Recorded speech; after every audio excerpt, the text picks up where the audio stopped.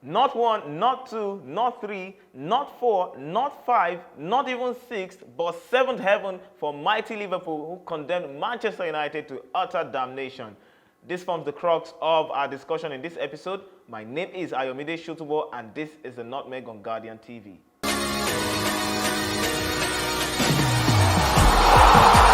Make no mistake about it, that was utter damnation for Manchester United.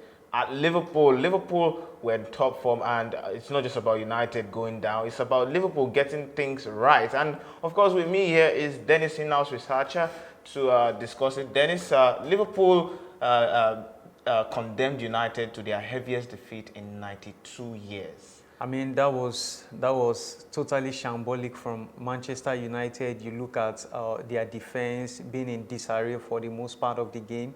And just like you did said, I think it was largely about Liverpool doing the right things and, picking momentum steadily and, trying to finish the season on a high. But in the first half, Manchester United still looked like they were in it. I mean, they had got more shots on target. Liverpool had more shots, but then on the 40th minute mark, they got their first goal of the game. But United still, going into halftime, it still looks like, okay, there's all to play for in the second half. But then they resumed the second half, and two quick fire goals at the early stages of the second half just about condemned Man United. I'm starting to see Man United of old, players throwing arms in the air and players not ready to run or fight for the ball. I mean, where did Man United get it wrong? So I think it wasn't necessarily about why Manchester United got it wrong during the game.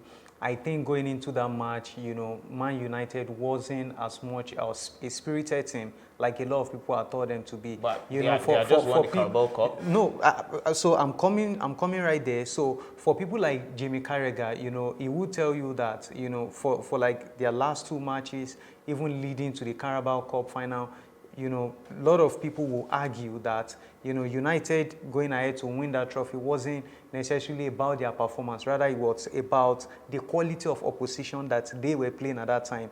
And make no mistake about it, if you churn out such performances against a team like Liverpool, against a team like Manchester City, you're going to get walloped. Mo Salah made history with his own brace. Of course, he is the highest goal scorer for Liverpool in the Premier League and is one ahead of Robbie Fowler. He now has 130 goals in the Premier League as of against Robbie Fowler's 129. I mean, it's just congratulations to the Egyptian King Mo Salah, like they call him. And for me, apart from Mo Salah, I think it was a good moment for players like Darwin Núñez and Cody Gakpo, who, since joining Liverpool, have been often on and off, in terms of form and confidence. But then United was the perfect pick for them to, get their form going. Okay, Dennis, interestingly, United have lost on with the same scoreline in the past. Joint their worst defeat in their history was yesterday. But Blackburn in April 1926, it was 7-0. Man United lost. Aston Villa in December 1930, the same scoreline, and Wolves 1931, the same scoreline. But now in 2023, when we thought Man United were a resurgent side and Erik Ten Hag's already doing a good job, not to say he's not, I mean, this could just be a blip or a slump, but in terms of that, how do they get back to winning ways? What do they have to do now? That's the heaviest defeat. I think they will get back to winning ways, and so a lot of times, this is a sport. I mean, this is a sport, and then, it requires a lot of energy, and in as much as you want your team to be consistent, however, along the line, there are times when, these guys will fall short of the same energy they've been producing week in, week out. So I think, just like you said, this was just a blip, and along the line, I think they will pick themselves up. And, for all United fans out there, you can still keep believing in your team. And I'm quite sure Erik Ten Hag will be able to get the best out of the lads. All right, let's switch away from England and now move to the Serie A. Things are looking interesting. Napoli did lose, but they are still having a healthy, decent advantage at the top, 17 points clear of second.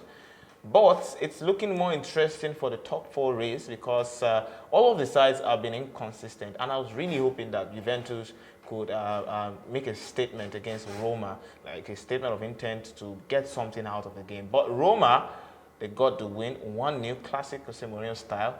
Juventus were all over Roma for the most part of the game, but Roma found a way to win. Yeah, certainly they found a way to win, and you must also add that that goal came against the run of play. And if you did look at the highlights of the match, I mean, for someone like me, what was going through my head was, could it be that, you know, Roma played the large part of the game with 10 men or with 9 men, because it was all about Juventus. But I think, just like you mentioned, classic Jose Mourinho knows how to, you know, get his team, you know, disciplined, focused, and remain structured to the large part of the game. And that was what you saw played out. Mancini getting that goal, it was, you know, a sweet one to produce. Okay, in Spain, it's always been a case of Barcelona, Real Madrid, and the rest, or maybe Real Madrid and Barcelona and the rest. Atletico Madrid used to be in the mix. And they did spectacularly well against Sevilla. Sevilla, by the way, find themselves in a relegation battle, and it became worse for them after Atletico Madrid defeated them 6-1. 6-1. But that's not the crux of the La Liga focus here. The crux is that Barcelona won their game, albeit a man down against, who now? I think against Cadiz. Yeah, a man down. But Real Madrid, they drop points. They drop points again.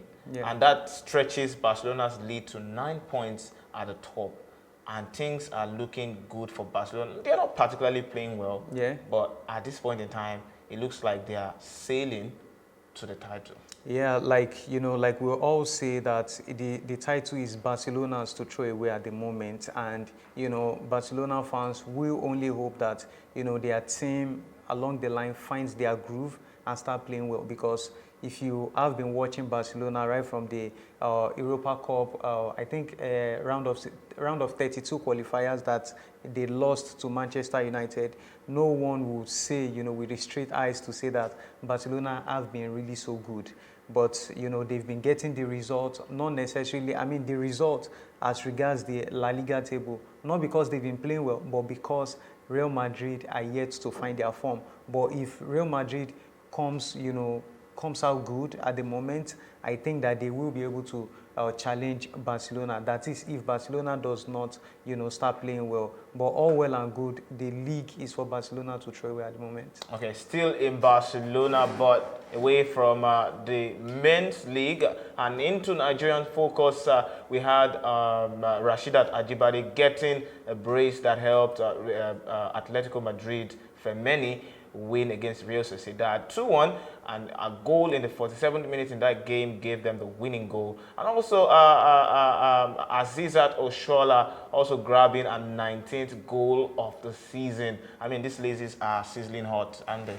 Absolutely. You know, for Azizat Oshoala, 19 goals in 19 games, you know, that is stuff of a superstar, and, you know, you can't really say it more than that. She's doing well, and then we Nigerians will always hope that, you know, these sort of forms will be replicated in the national team, not just on the shores of Africa, but on the global stage.